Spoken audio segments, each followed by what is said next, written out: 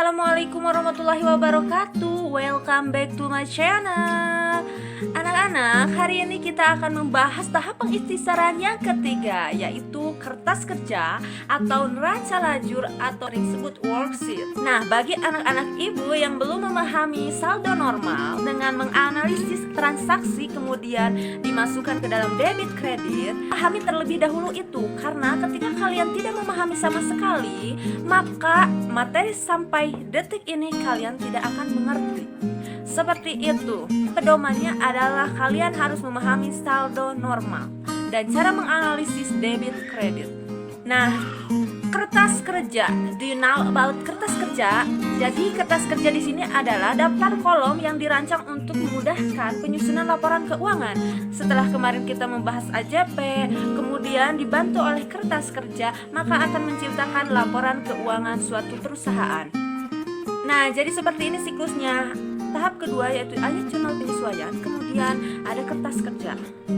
Adapun format dari kertas kerja seperti biasa, judul hampir sama semuanya, hanya dibedakan dari segi siklusnya saja. Ini adalah format kolomnya. Yang pertama ada nomor akun, kemudian ada nama akun. Kolom ketiga yaitu neraca saldo, ibu singkat sebagai NS.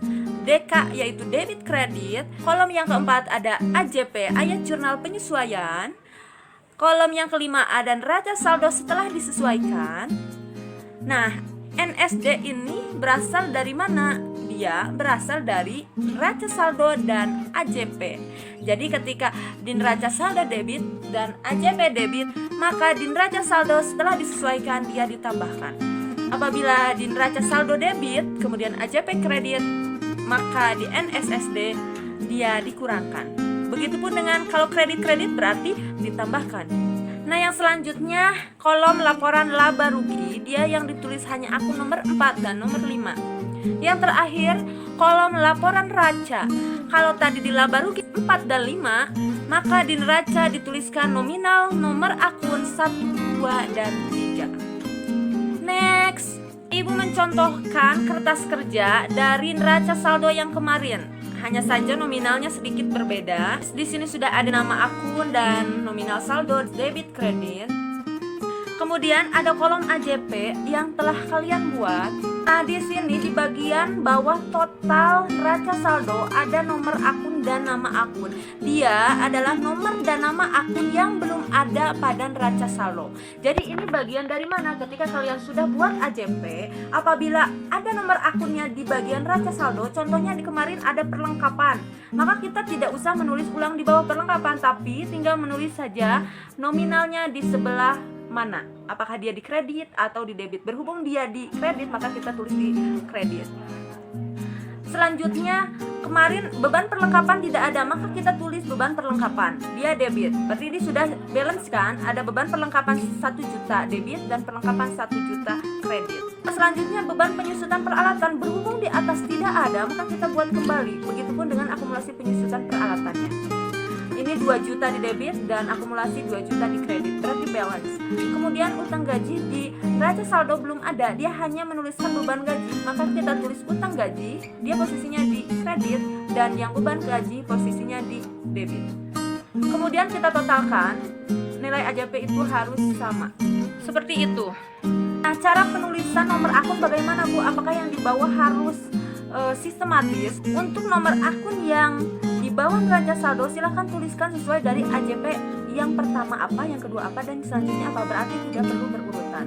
Berhubung di sini beban gajinya 502, maka beban perlengkapan lanjutkan 503.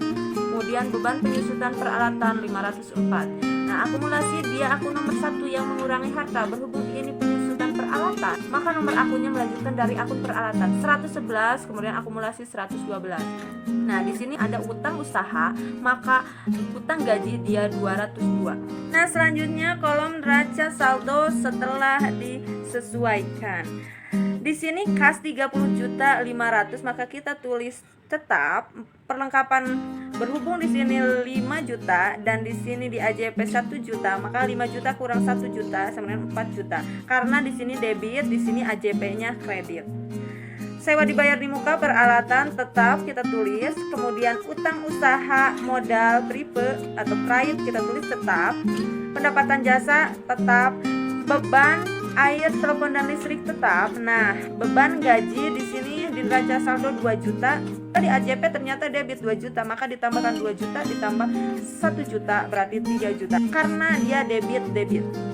Beban perlengkapan sama ditulis dan totalnya harus balance. Bagaimana apabila tidak balance? Berarti kalian salah dalam menganalisis dari neraca saldo dengan ayat jurnal penyesuaian. Selanjutnya kolom laporan laba rugi. Berhubung di laporan laba rugi hanya ditulis nomor 4 dan 5, kita tulis berarti akun pendapatan jasa, beban air, telepon dan listrik, beban gaji, beban perlengkapan. Kita tulis di sini. Di sini nominalnya berbeda 7.500.000 dan 11 juta. Untuk menyeimbangkannya, maka kita harus lihat atau buat laporan racanya. Di neraca nomor 1, 2, 3 ditulis, termasuk yang utang gaji bagian terakhir kita tulis. Totalnya pasti tidak balance. Nah, bagaimana caranya? Selanjutnya kita hitung antara 7.500.000 dan 11 juta berapa? Maka 3.500.000. Kita tulis di bagian yang terkecil. Berhubung di sini terkecilnya 7.500.000, berarti 7.500.000 ditambah selisih 3.500.000, maka hasilnya 11 juta. Balance sama ya. Nah, sama halnya dengan laporan raca. Di sini 64 juta, di sini 6.500.000, maka selisihkan atau kurangi.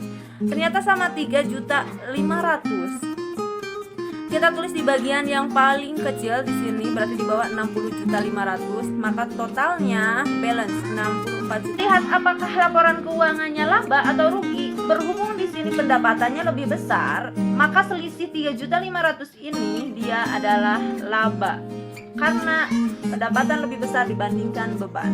Bagaimana cara membedakan atau bagaimana cara melihat apakah kertas kerja kita sudah betul atau tidak? Maka lihat selisih ini. Selisih laporan laba rugi dengan selisih laporan raca harus sama. Kalau tidak sama berarti ada kesalahan. Today, Ibu cukupkan sekian. Semoga ilmunya bermanfaat. Jangan lupa banyak belajar karena tiada yang sulit apabila kita sudah belajar dan mempelajarinya.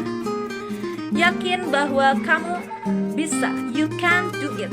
Thank you. Wassalamualaikum warahmatullahi wabarakatuh. See you.